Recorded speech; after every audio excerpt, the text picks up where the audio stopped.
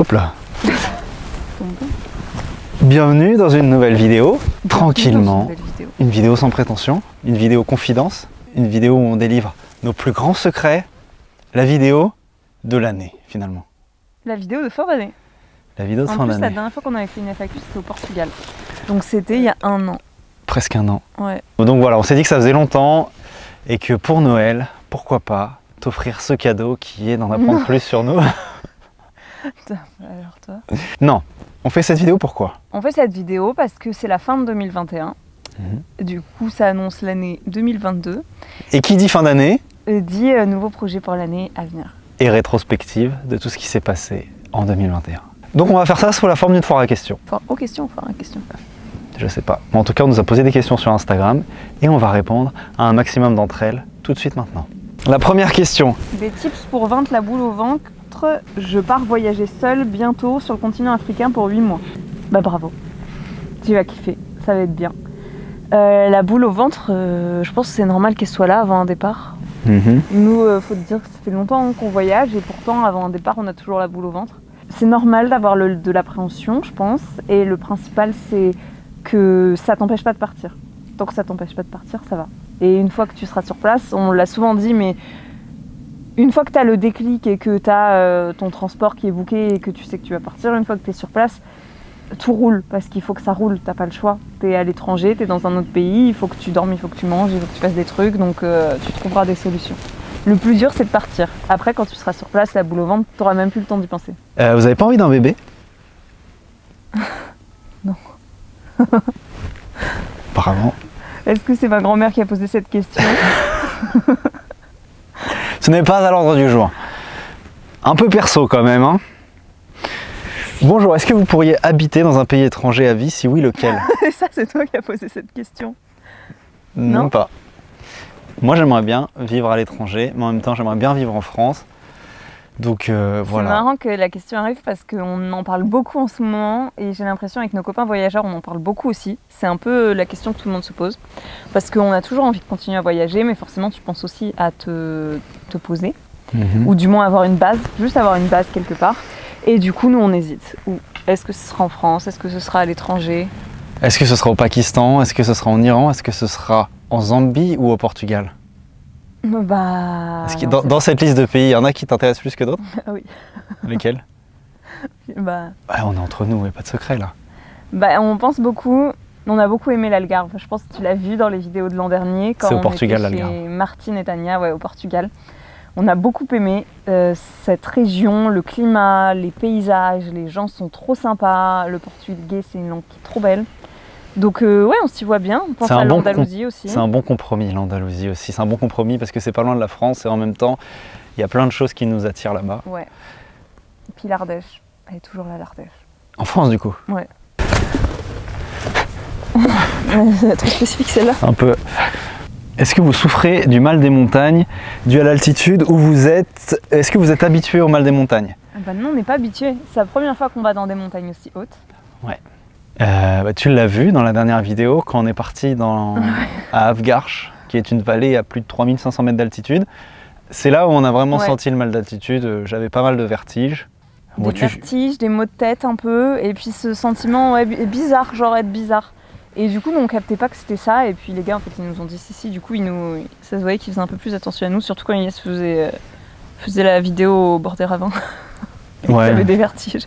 Mais, non, mais rien d'alarmant. Franchement, c'était juste un peu embêtant parce que ça m'empêchait d'être à fond pour filmer. Quelle est la suite du voyage et quand est-ce qu'on verra les documentaires que vous avez réalisés dans le sud du pays? La suite du voyage... c'est pour bientôt. C'est pour bientôt, on est en train de la préparer.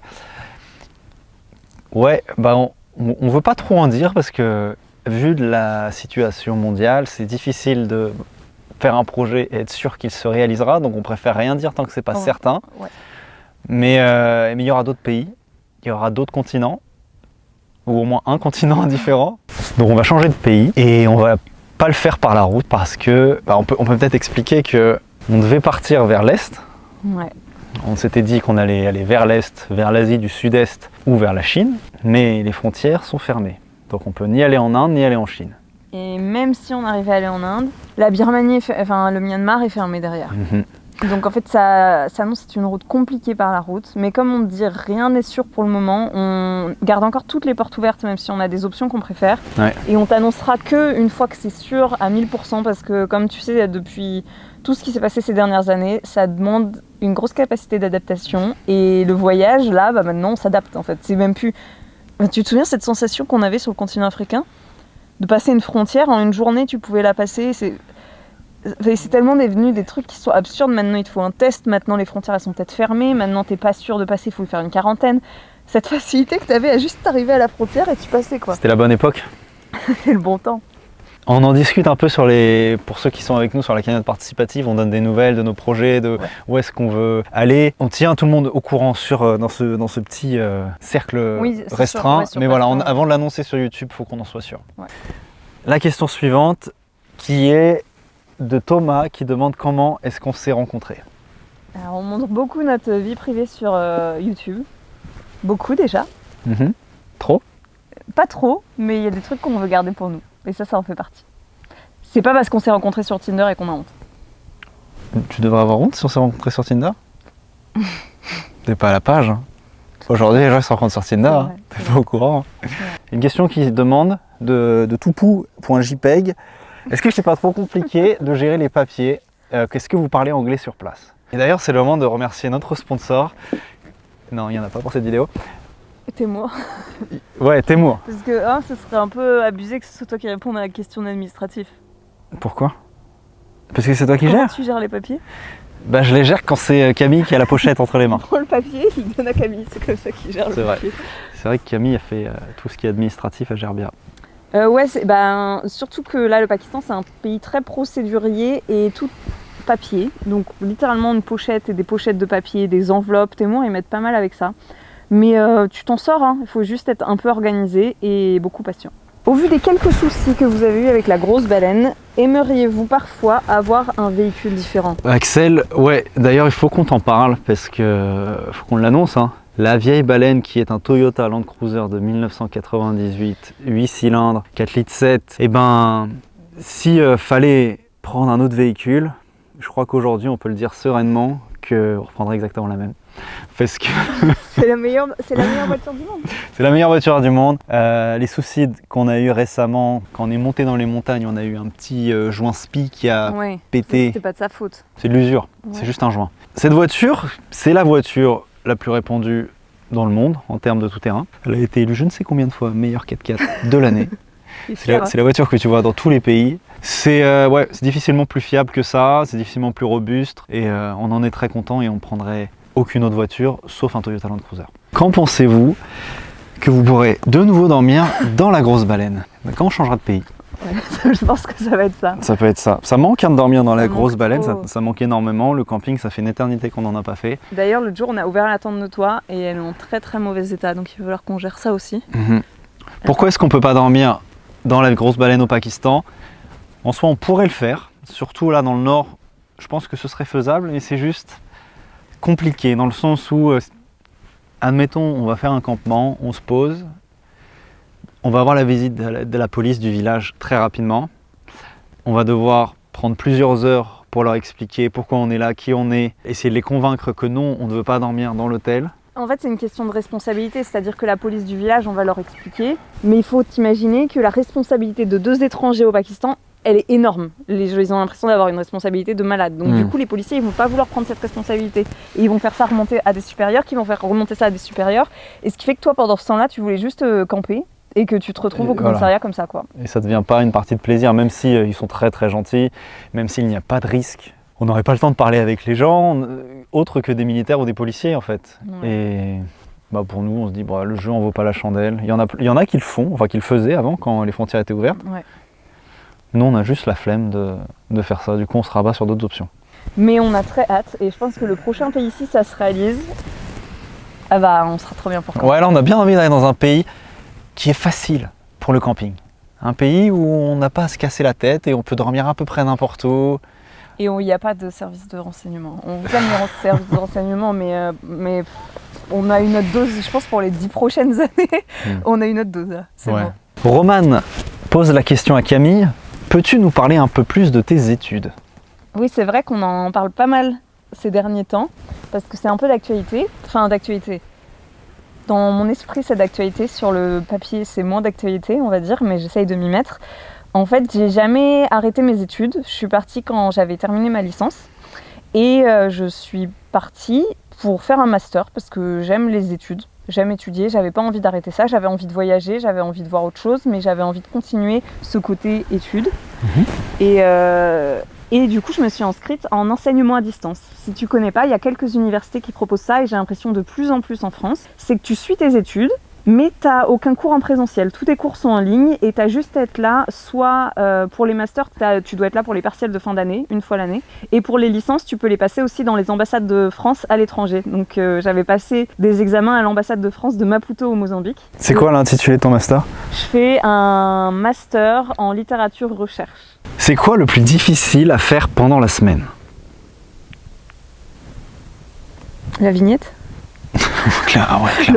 L'upload et la vignette, je dirais. Ouais, mettre la vidéo en ligne avec un internet et de l'électricité pas très fiable, et puis faire une vignette, ouais, c'est le truc qu'on déteste le plus et qui nous prend la tête jusqu'à la dernière minute que ce soit en ligne. On se dit, mais. C'est des batailles. Ilyes se bataille avec Photoshop. Je sais pas ce qui. Je déteste ce logiciel. Avec ce logiciel. Non, c'est lui qui me comprend pas. Ouais, le jeu des vignettes, on t'en parlait déjà. Il faut faire un truc qui soit le plus cliquable possible parce que si c'est pas cliqué, la vidéo passe dans les bas-fonds de YouTube. Dans les oubliettes, ouais. Donc on essaie de faire des vidéos qui donnent envie de cliquer dessus.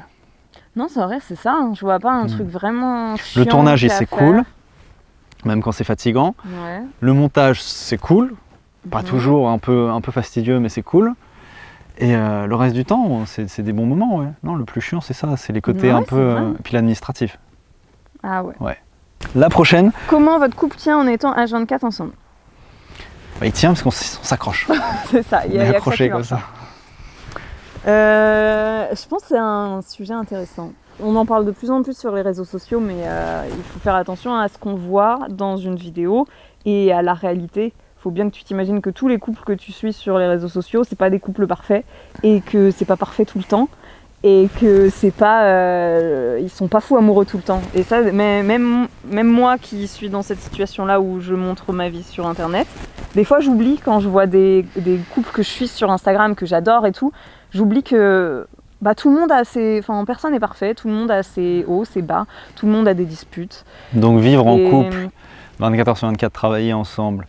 Voyager ensemble à plein temps. Forcément, il y a des moments de tension. Surtout qu'en plus, on est tous les deux assez perfectionnistes. Ouais, on est très têtus tous les deux, donc parfois, quand on a une idée en tête, ça va prendre des jours pour qu'on arrive à se mettre d'accord.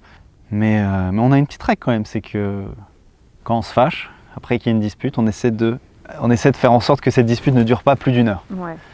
Donc au bout d'1 heure, il faut qu'il y en ait soit l'un soit l'autre qui viennent se rabibocher, sinon ça va pas. Et en général, ça marche. Et c'est pas facile de vivre 24 heures sur 24 ensemble, mais je changerai pas. C'est vrai ? C'est trop bien. En fait, des fois, on passe même 24 heures sur 24 ensemble, mais on bosse et tout, donc c'est pas vraiment ensemble.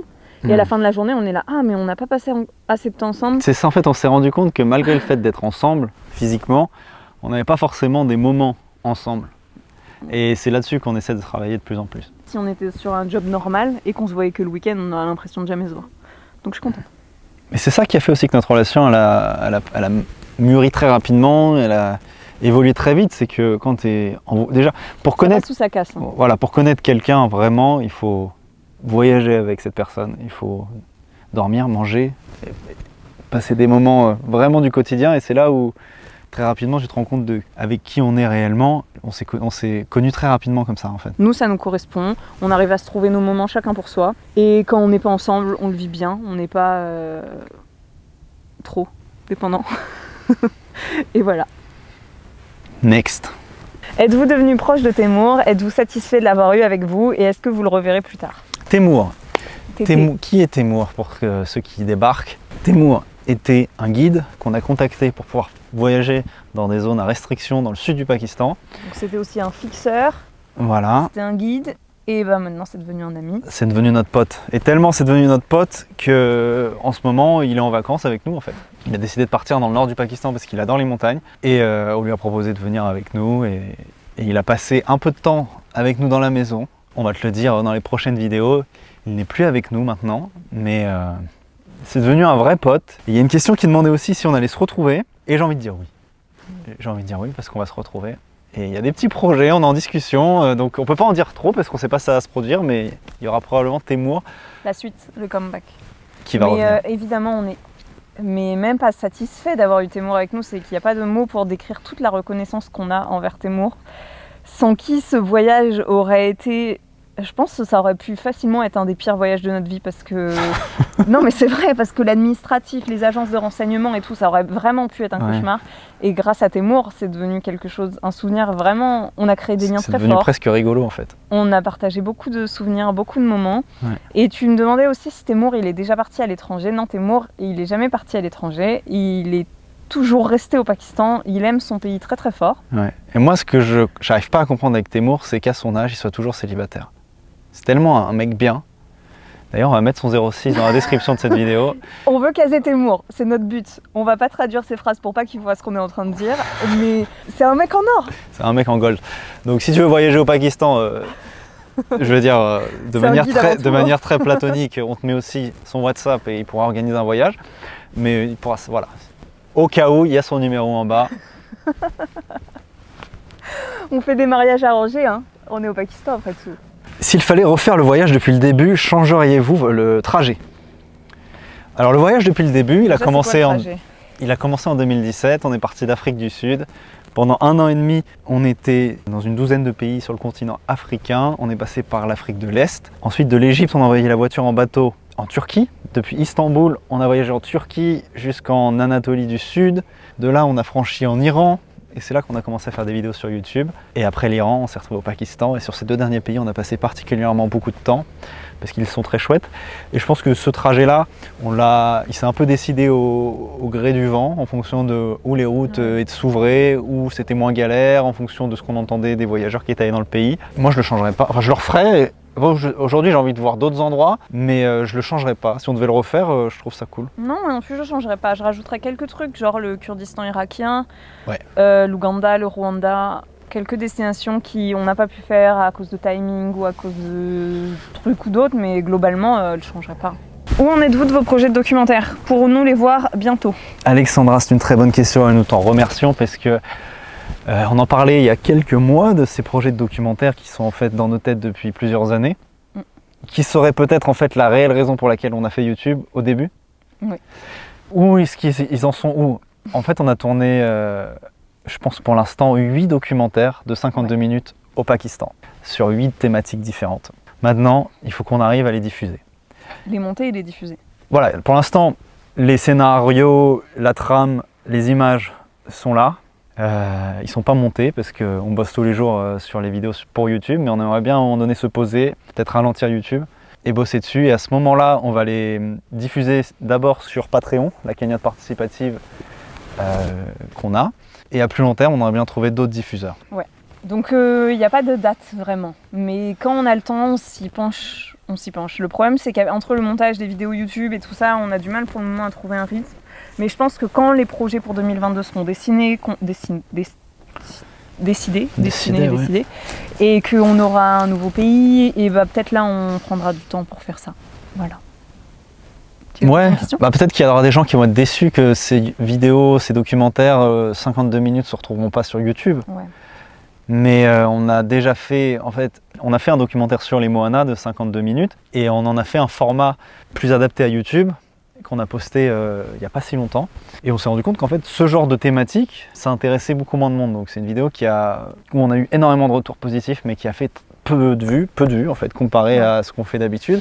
Et c'est ça qui nous fait dire en fait qu'un documentaire long format posté sur YouTube n'aura pas vraiment la résonance qu'il mérite. Enfin, pour nous en tout cas, on aimerait bien qu'il soit vu par plus de personnes. Donc on essaie de continuer au maximum de poster ces vidéos qu'on aime beaucoup aussi sur YouTube, mais en même temps, il faudra qu'on trouve le temps pour travailler sur les longs formats. Ok, il commence à faire froid. Je pense qu'il est temps de passer à la dernière question. Une petite dernière question avant de se quitter. Oui. Un indice sur le dernier pays. Celle-là, elle est bien pour terminer. Un indice sur le prochain pays, j'aime bien, c'est gros comme ça. Ouais, un indice. En fait, comme on te l'a expliqué, on ne veut pas vendre la peau de l'ours avant de l'avoir caressé. On ne peut pas trop en dire. Si tu es sur la cagnotte participative, tu es au courant de toutes nos pensées, de tous les différents projets. Voilà, on dit tout là-bas. Mais sur YouTube, on veut être sûr avant d'annoncer quelque chose. Mais pour moi, lundi, ce serait Dans le meilleur bivouac. des mondes, ce serait quoi? Bivouac, Bivouac et mer. camping. Surf. Ouais, on va remettre les combis. Dauphin, C'est bon, soleil. c'est bon. C'est déjà. Voilà. Donc on va bosser dessus, on espère pouvoir y aller très rapidement. Il va y avoir du boulot. Tu verras toutes les étapes sur cette chaîne de toute façon. Et ça va être chouette. Oui. On te retrouve dimanche prochain, même jour, même heure, avec une vidéo, tu vas le voir, qui est très cool, parce qu'on t'en dit plus sur l'endroit où on est, sur les gens avec qui on est. C'est un endroit très spécial, on a hâte de te le partager. Et en attendant, on te dit... Bah oui, mais en fait, on prolonge une fin qui n'a pas lieu d'être. Non. Vas-y. Je termine. Il fait si froid que ça? Oui. Ça caille un petit peu. Je sais pas s'il fait froid de ton côté, mais chez nous, Salut. Allez, nous, c'est ça bon, caille. on arrête. À la semaine prochaine. ça va un peu mieux comme ça, je te réchauffe. Prends soin de toi. On te donne... On te dit à la semaine prochaine, prends bien soin de toi et ça va envoyer du lourd la semaine prochaine, alors sois au rendez-vous. Bonne année.